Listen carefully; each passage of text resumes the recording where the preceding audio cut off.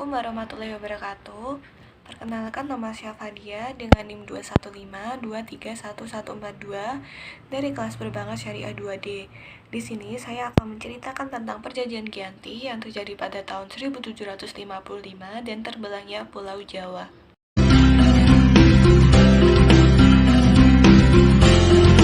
Perjanjian Giyanti adalah suatu peristiwa besar, karena perjanjian ini lahir sebagai kesepakatan segitiga politik antara Pakubuwono III, Pangeran Mangkubumi, dan Perserikatan Perusahaan Dagang Hindia Belanda atau VOC yang terjadi pada tanggal 13 Februari tahun 1755.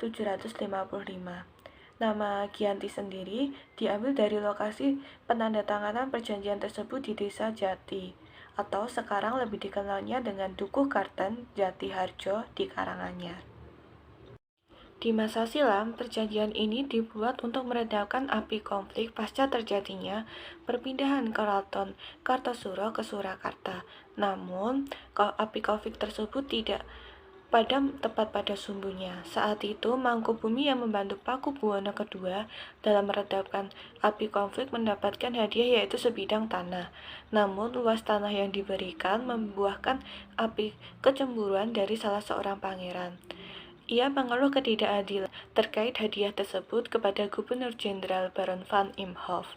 Lalu Gubernur Batavia tersebut mengambil keputusan yang membuat tanah tersebut tidak jadi dimiliki oleh Mangkubumi. Ragiman mengatakan bahwa ia meminta izin kepada kakaknya, yaitu Pakubuwono II. Daripada dikurangi, lebih baik dibuang sampai dia tidak bisa kembali lagi ke Jawa. Lalu ia diberi sangu 3.000 ril. Sejak itulah pecah perang Mangkubumi. Kemudian perlawanan ini mendorong Gubernur VOC yaitu Nicholas Harding untuk mengambil sikap agar menyelamatkan daerah operasionalnya secara tertutup. Gubernur VOC tersebut melakukan perundingan dengan Pangeran Mangkubumi.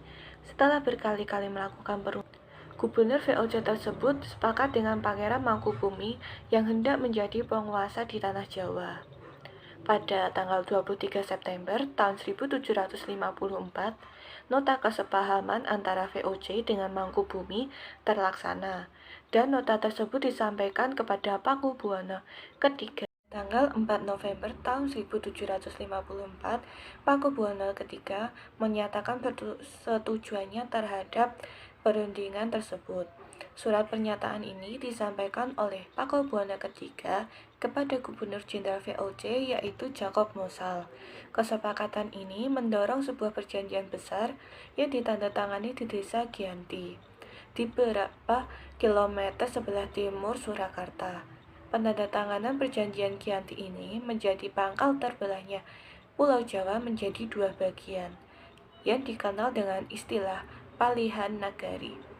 Hal ini menjadi awal mula naiknya tahta Mangkubumi di Jogja sebagai Sri Sultan Hamengkubuwono I dengan gelar Senopati Ngalogo Sayyidin Panoktogomo Khalifatullah.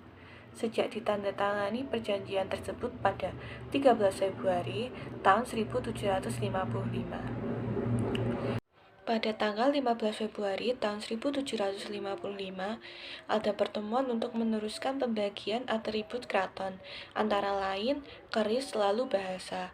Ada namanya bahasa Bagongan, bahasanya punya identitas, misal yang satu enggih, yang satu injih. Akan tetapi, keterbelahan tersebut tidak seketika terjadi. Kalau bahasa dari pengaruh lingkungan perjalanan waktu, perjanjian Giyanti yang tidak menyebutkan wilayah pada akhirnya menimbulkan banyak peristiwa. Pembagiannya itu sengaja diacak, sehingga banyak wilayah yang tumpang tindih satu sama lain. Sementara itu, pasca perjanjian Giyanti, Raden Mas Said dan Pangeran Bumi masih terus melakukan pemberontakan. Seperti halnya Mangkubumi, Pangeran Sambernyowo turun menuntut haknya sebagai penguasa wilayah. Dalam gerakannya pada Oktober tahun 1755, Pangeran Sambernyowo berhasil mengalahkan satu kelompok VOC. Lalu pada Februari tahun 1756, ia membakar keraton yang baru didirikan di Jogja.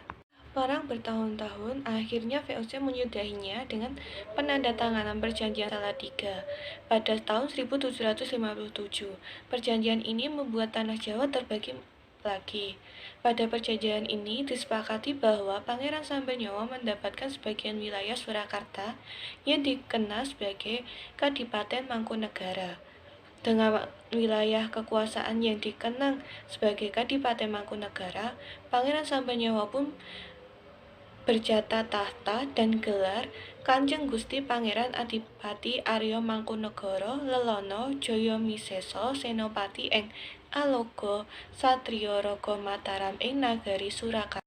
Pada tahun 1813, di masa Gubernur Jenderal Thomas Stamford Raffles di Kerajaan Inggris, Kesultanan Jogja terbelah dengan lahirnya Pakualam. Dengan demikian, tanah Jawa punya 4 wilayah pemerintahan dan masing-masing tumbuh dengan perbedaan model dan politik, di mana dinamika politik membuat masing-masing mengalami nasib yang berbeda. Hal ini berujung pada perbedaan status hingga hari ini. Di masa Republik Indonesia, Kasunanan Surakarta dan Kadipaten Mangkunagara menjadi situs cagar budaya. Sementara wilayah Jogja di dalamnya juga terdapat Pakualam menjadi daerah istimewa Yogyakarta. Sekian dari saya, apabila ada salah-salah kata, mohon dimaafkan. Wassalamualaikum warahmatullahi wabarakatuh.